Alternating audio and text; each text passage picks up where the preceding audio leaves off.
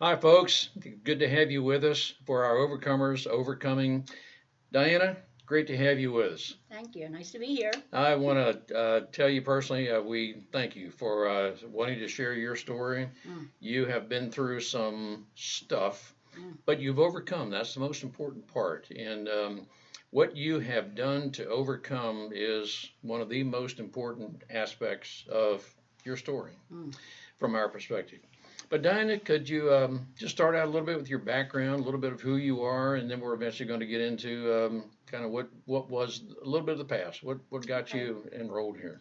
Okay. So my background is I'm the youngest of five, spoiled, spoiled rotten. Hmm. Everything always had to be my way. I came from a broken marriage. My parents were divorced by the time I was five. My dad's whole family is either in recovery or in active addiction. Wow. Um, I believe it's hereditary. Uh, yeah, I believe it's hereditary, definitely.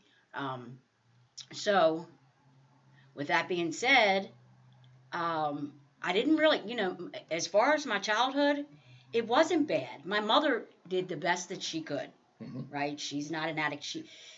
She did the best she could. And me being the youngest, like I'd have to go out my grandmother's for the weekend. I mean, yeah, the weekends, week when my mom worked, and so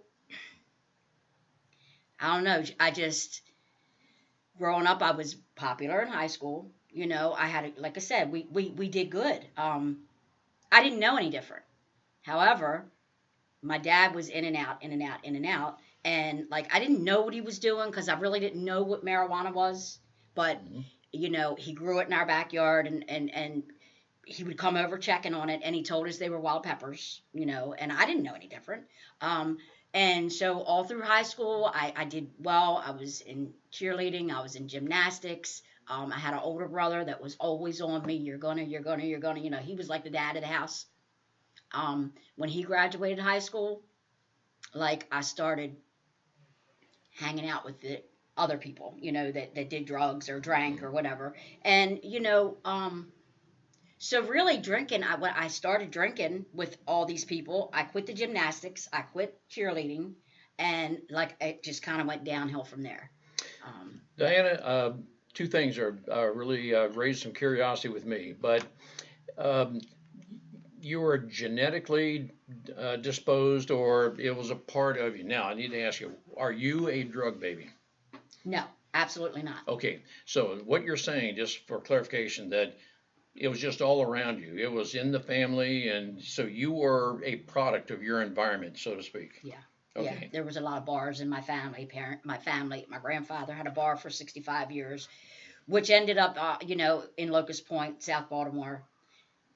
Daytime, it was great. The midshipmen came in. Nighttime, it was the local drugstore. Hmm. So I grew up there. Like my mother was always with my aunt and uncle. They were at the bar. My grandfather owned it. It was just, yeah, it was always around us. Now, here's what I'm picturing. It seems to be a little bit of a dichotomy. You were very popular in high school. You could have maybe had any date of your choice. You were, so to, figuratively speaking, at least, queen of the prom, Mm, and so you had friends. I mean, yeah, you were. What I'm discerning is nobody would consider you a loner. no, absolutely not. And I did have that boyfriend. And this is the thing. So my father was an angry drunk. When he drank whiskey, he was very abusive to my mother. Hmm. I remember things as a baby, like grow up 2 years old. you know, things that happen. And I swore I would never be with somebody like that. Hmm. My boyfriend all through high school was just like that. He was an alcoholic, and when he got drunk, he got violent and he would beat me.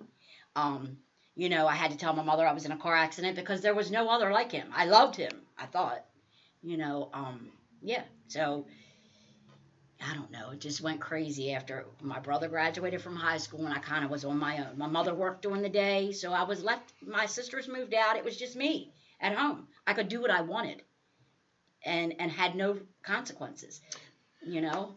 I want to ask you to think back, Diana, and it may be very difficult to respond to this, but your dad, what I'm discerning, was an adverse influence on you, Mm, and your boyfriend, it sounds as if, was just like your dad. mm, mm-hmm.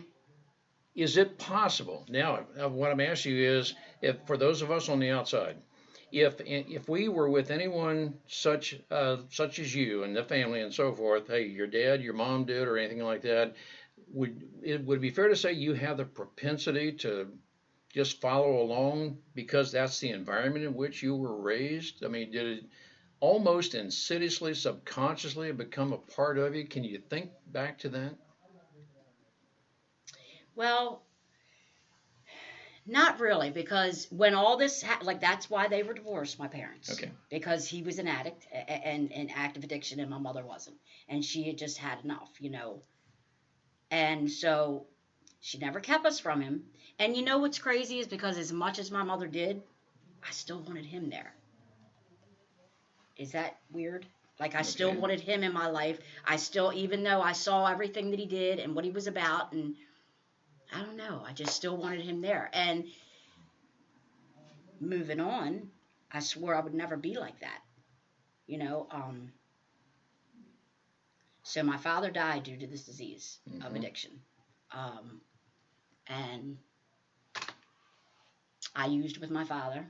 But that's how, like, we weren't father and daughter relationship almost. It was like I wanted his approval. Hmm. So I did what he did, Yep. and I went to his house and I used with him, and it just got crazy. Yeah, it just got real crazy. But go ahead.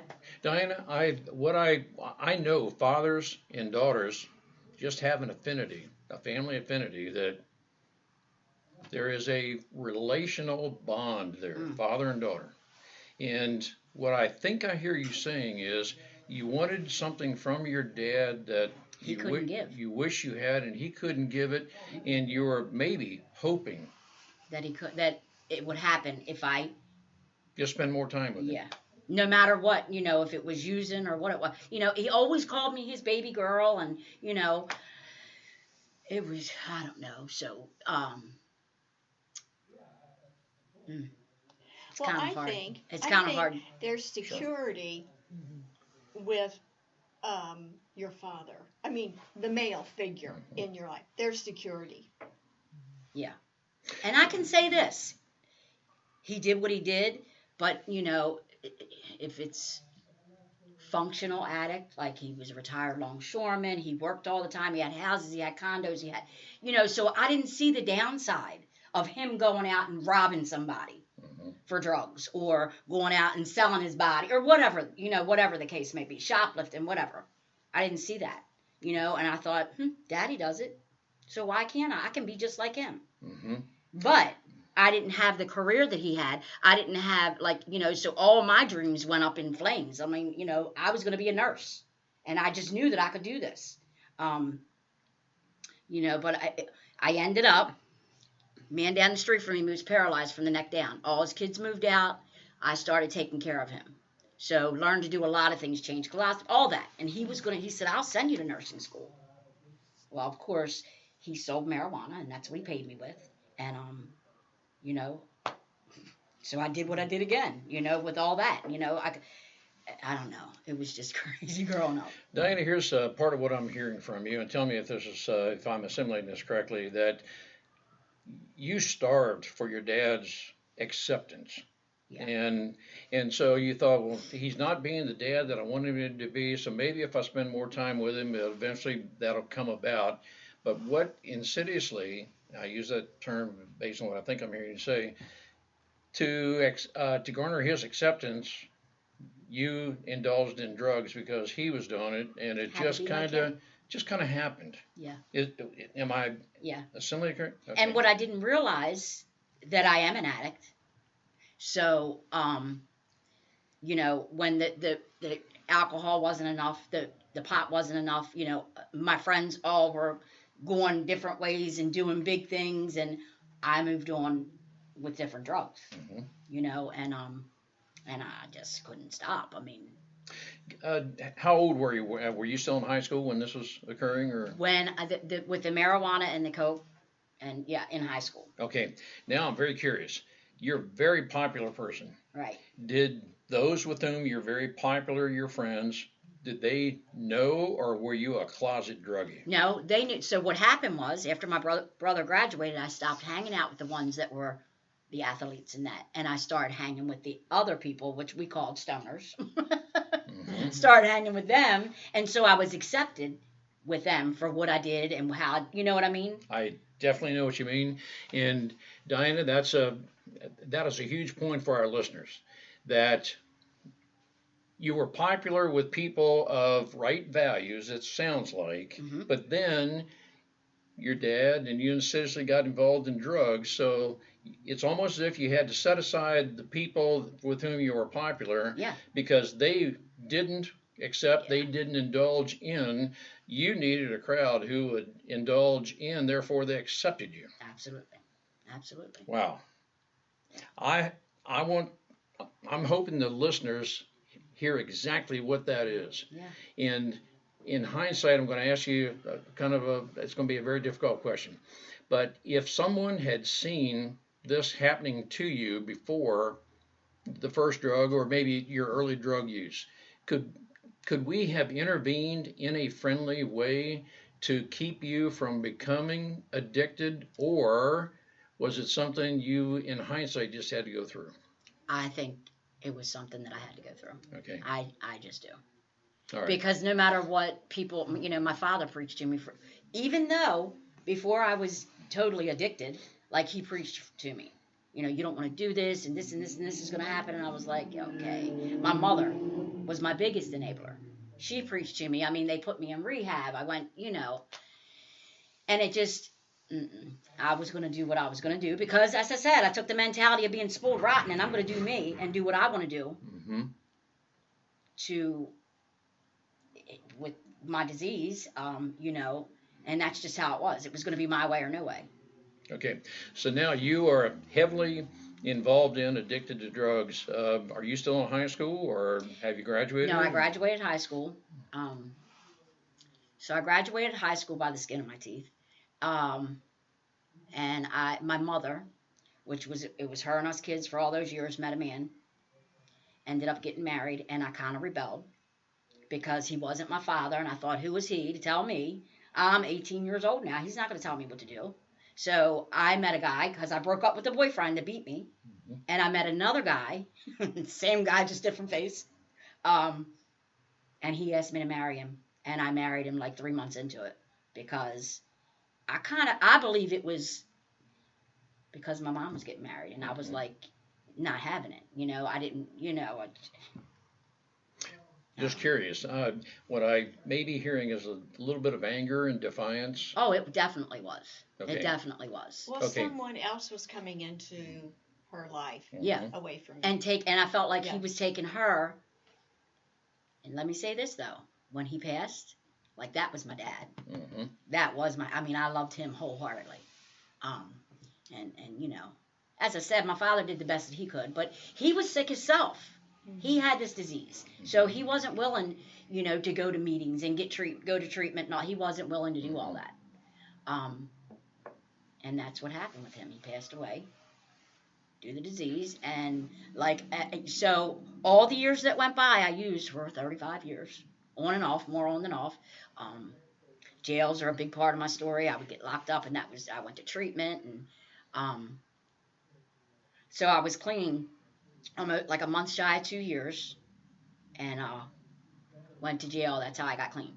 And when I came home, I plugged into NA, and I stayed clean, but I wasn't willing. Hmm. I wasn't willing to do everything that they asked me to do. I didn't surrender. Like I had it in the back of my mind that one day, just one day, I might be able to use again. I'm going to fool everybody, right?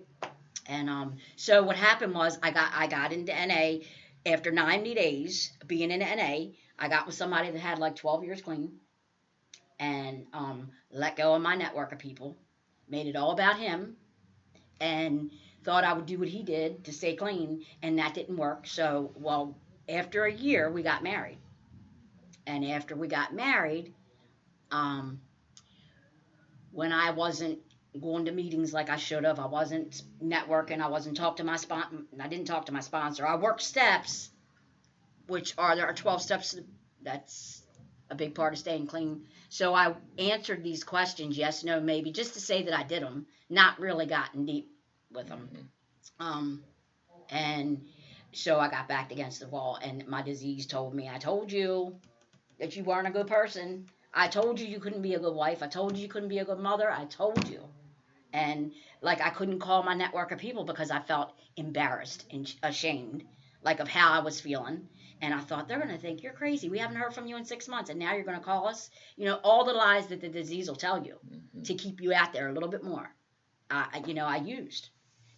So I used for 7 years, and I remember getting clean. Well, at the end, I was like, okay, God, like, I don't know why this is happening to me, but like my kids are grown now because I've had kids. They're grown. They don't need me anymore. Just please take me out of here. I wanted to be with my mother. I wanted to be with my father. They're both passed on. Uh, and I said, just do something. So, like I said, I've had a lot of run-ins with the law, and I run from them. Catch me when you can. So this day, the police, 2 days after Christmas, the police knocked on my door, and I kind of looked out and saw the police car. And my daughter came upstairs from the downstairs apartment, and she said, Mom, go out the back door. And I just looked up and said, it's finally over. Like, this is how I'm going to get clean. And that's what I did. I went and got clean. I went to jail for 3.5 months. They offered me drug court, which I took it, because I need to be held accountable, and I know that. I wasn't ready to just come home to just left with my devices, on my own devices, because I would have used. So, what they did was they let me out of jail after 3.5 months, and I had to go back home to Curtis Bay, where I ran for 1 week, and then I came here to Evolve. But this is how God works, right? Every day that week, somebody else was celebrating double-digit clean time that were in my network before. Every day, up until Monday, the last day, and that was my kid's father. And then Tuesday, I came to Evolve, and like I said, I came in kicking and screaming because I'd never been in a halfway house ever, and I thought, these girls are all younger than me, like, and who are they to tell me I got a 9 o'clock curfew? Like, I'm grown, right? So after I had a couple of fines and curfews, and I bought into it, and I just like this place. That's why I chose. I wanted to work here so bad because it saved my life. It really did. It taught me how to be a lady, because we grow up with morals and respect and that, but when you're out there using, like, you forget. And Diana, there are two aspects of your life that you've described, and I want to see how this fits. That you've mentioned the term surrender, and I'm wondering how maybe that applies to the term sometimes used, I hit rock bottom. And did you ever at some point hit a rock bottom, or is it just almost in the solitude of that moment when the police were at the door that said, it's over? No, I hit a spiritual death. Okay, Spiritually, like, I hit rock bottom there. Like, because I had a place, I had food, I had my kids there, all that, but spiritually, like, I just wanted to die. Describe that to us. And oh gosh, you just about wanted to die. Oh, I did want to die. You hit a spiritual rock bottom. That may be a strange term or concept to some of our listeners. Can you describe what it was that spiritual rock bottom?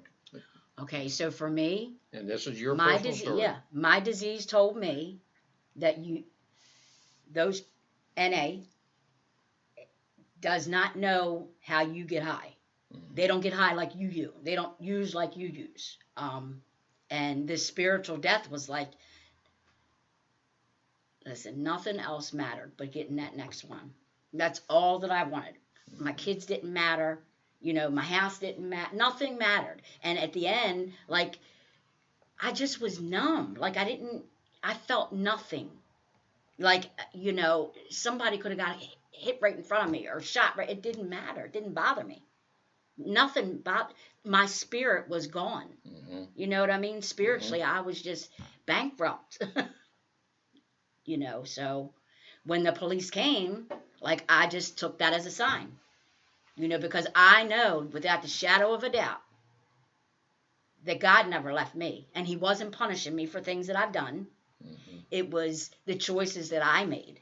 Hmm. And what he did do for me when I asked him, God, please help me, Yep.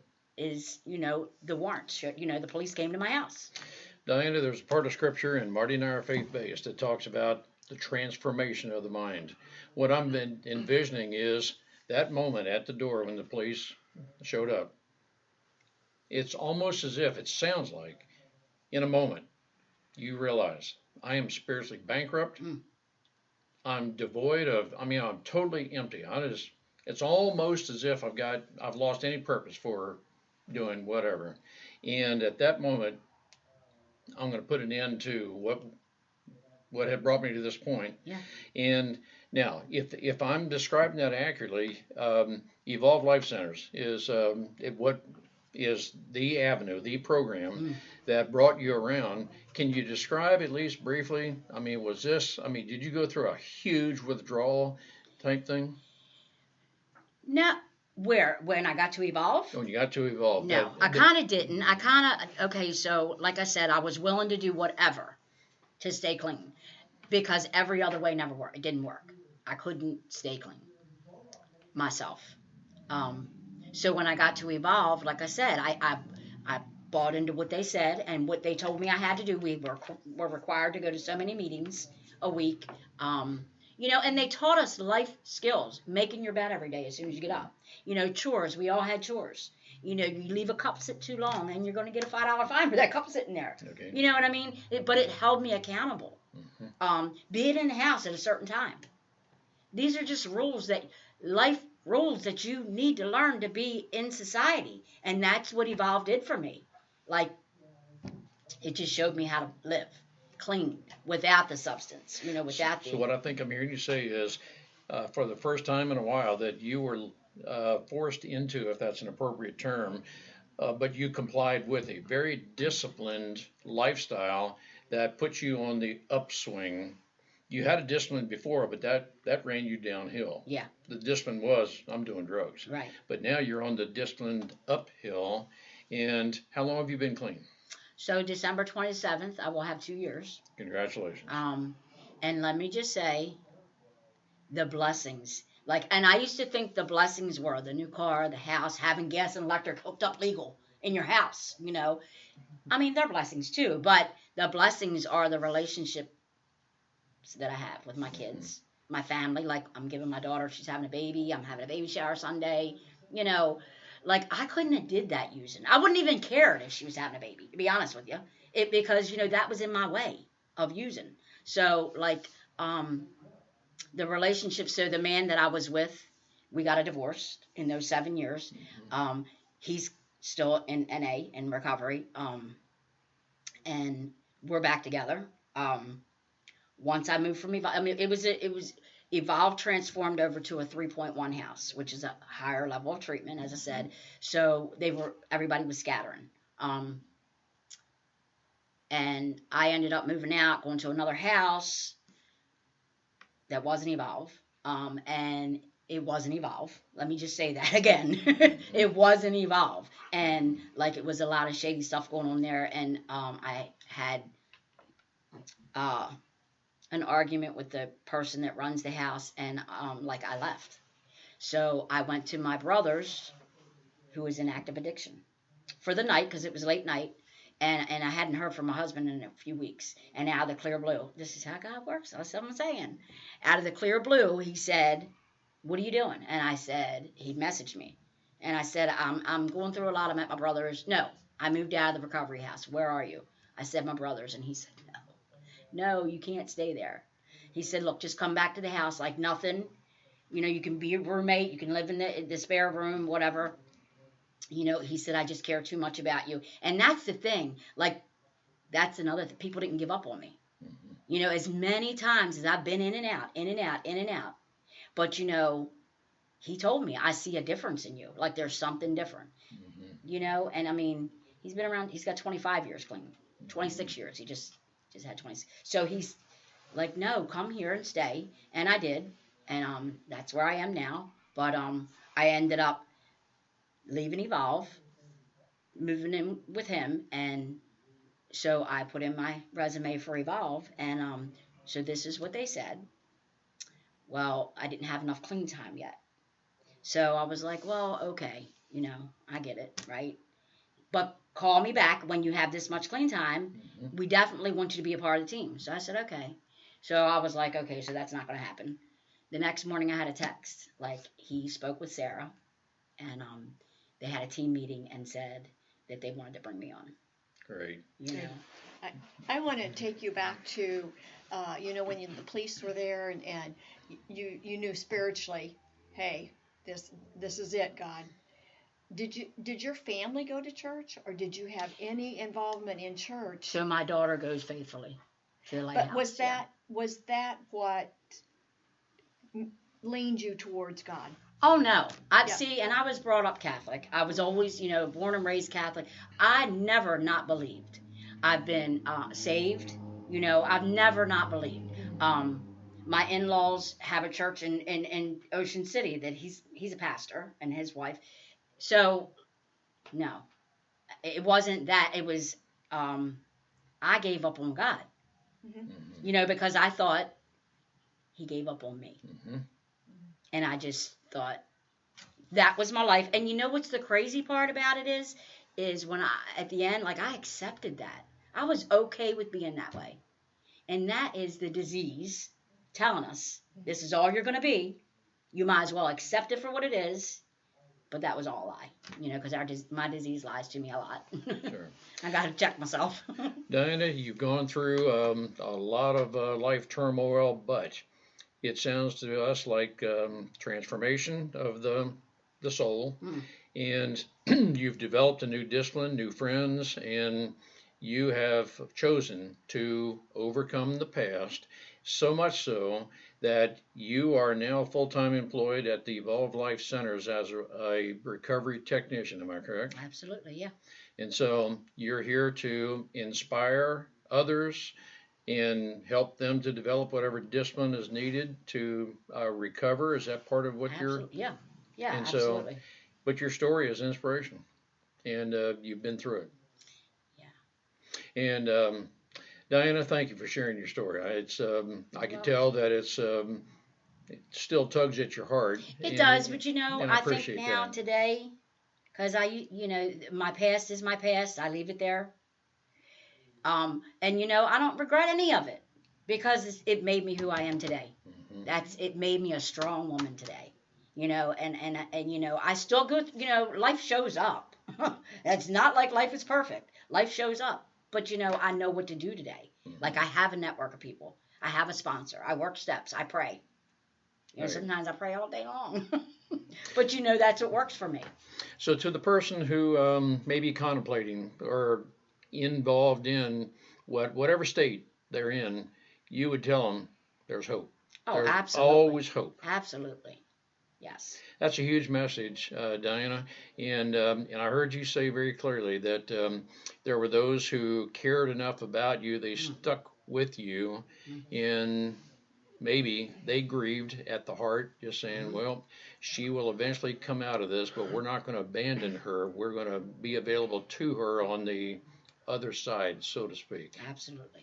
And I think that's what friendships, relationships are all about. That we have faith in you. We maybe even believe in you more than you believed in yourself at the moment you were involved in drugs. Yeah. But we're saying, no, Diana, you will be all right, but I'm not leaving you. We're going to stay with you, and we're going to be available to you on the backside, That's so right. to speak. Yeah. Diana, that's a very inspirational story, and there are a lot of people who are going to gain from exactly what you said, what you've been through, and to say, I'm going through a lot of what Diana went through, and she's given me hope. Yeah. You just got to give yourself a chance. Give yourself a break. And listen to people when they tell you things. Like, my predecessors tell me things, and I don't always want to hear it. Right? They give me suggestions, and I don't always want to do them. But evidently it works because they've been here multiple years. Mm-hmm. So I got to just have faith Right. and do it. Diana, on behalf of the listeners, thank you for sharing your Thank story. you. It's very inspirational and very personal. Thank And you. thank you and congratulations on your recovery and the fact that you're on the recovered side, but you're inspiring others and just say you can do it. Yeah, recovering every day. That's just great. Thank you so much. Thank you.